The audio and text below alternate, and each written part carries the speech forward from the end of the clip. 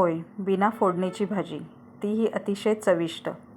नमस्कार, मी शुभ्रा तुमचं स्वागत करते माझ्या यूट्यूब चॅनलवर, ज्याचं नाव आहे कोल्हापूर टू कोकण. जेव्हा मी लग्न होऊन माझ्या सासरी म्हणजे कोकणात आली होती, तेव्हा मला सासूबाईंनी ही रेसिपी अशी बनव असं सांगितलं होतं. बघितलीही नव्हती, खाल्लीही नव्हती आणि हा प्रकार मी पहिल्यांदाच बघितला होता. या भाजीसाठी तुम्ही लाल माठ किंवा हिरवा माठ या दोन्हीपैकी काहीही एक भाजी घेऊ शकता, बाकीच्या भाज्या नाही बरं. याच्यासाठी मी काय केलं आहे, कढईमध्ये एक 10-12 लसणीच्या पाकळ्या घेतलेल्या आहेत. चांगलं ठेचून घ्यायचा आणि त्याच्यामध्ये भाजीच्या अंदाजाने मीठ घालून घ्यायचं. मिठाचं थोडं प्रमाण कमीच ठेवायचे, कारण भाजी शिजल्यानंतर खूप कमी होते आणि हे जे मला पहिलं माहिती नव्हतं, त्याच्यामुळे मी मीठ अगदी सरळ हाताने टाकलं होतं आणि भाजीची चव एकदम बिघडून गेली होती.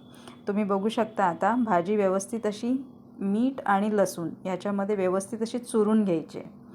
तर लसणीचा अर्क पूर्ण भाजीला लागला पाहिजे. व्यवस्थित चुरडून अशी घ्यायची आहे. बघू शकता तुम्ही, भाजी मी व्यवस्थित अशी चुरून घेतलेली आहे. आता या भाजीमध्ये आपल्याला मिरची टाकायची, ओली मिरची एक 5-6 तुकडे असे मी घेतले होते, ते टाकून घेतलेले आहेत.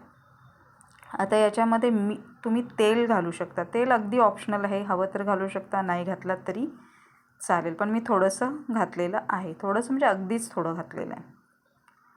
आता ही भाजी आपल्याला गॅसवर लो फ्लेमवर ठेवायची आहे. खरं तर ही भाजी चुलीच्या वाईलावर ठेवतात आणि एका साईडला भाकरी करतात. गरम गरम भाकरी आणि गरम गरम भाजी खरंच खूप छान लागते.